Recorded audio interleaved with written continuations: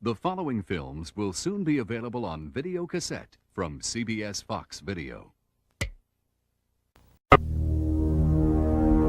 Ladies and gentlemen, you've heard all the evidence. I submit that this was not a hot-blooded crime of passion. Consider this. A revolver holds 6 bullets, not 8.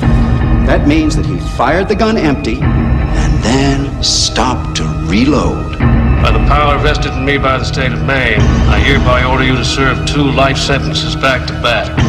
1 for each of your victims. So be it.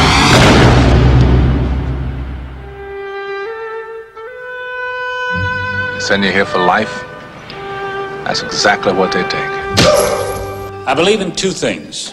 Discipline. Help me, Dad! And the Bible. Here you'll receive both. Andy came to Shawshank Prison in 1947. Why'd you do it? I didn't, since you asked. You can fit right in. I must admit, I didn't think much of Andy first time I laid eyes on him. He had a quiet way about him. A walk and a talk that just wasn't normal around here. There are places in the world that aren't made out of stone. There's something inside they can't touch. What are you talking about? Hope. Let me tell you something, my friend.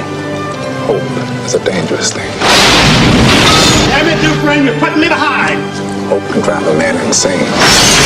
You better be sick or dead in there, I kid you not! Better get used to that idea. Oh, my holy God. I guess it comes down to a simple choice, really. Get busy living, or get busy dying. Get busy living, or get busy dying. That's damn right.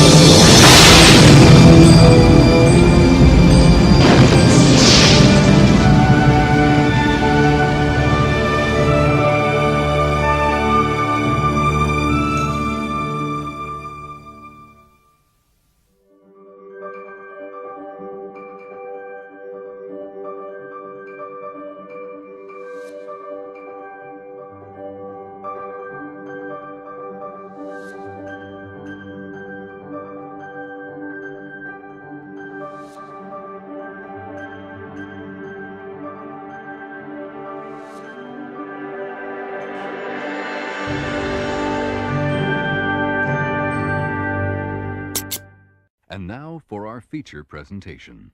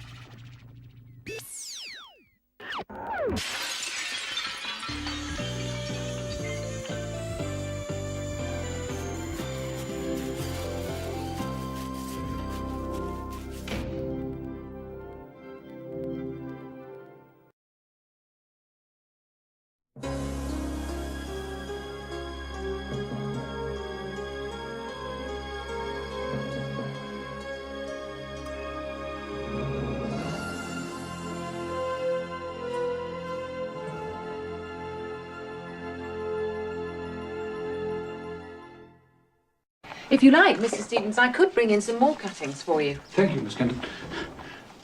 But I regard this room as my private place of work, and I prefer to keep distractions to a minimum. Would you call flowers a distraction then, Mr. Stevens? I appreciate your kindness, Miss Kenton, but I prefer to keep things as they are. Oh, and since you are here, there is a matter I wanted to mention to you, just a small matter. I happened to be walking past the kitchen yesterday morning, and I heard you calling to someone named William. May I ask who it was you were addressing by that name?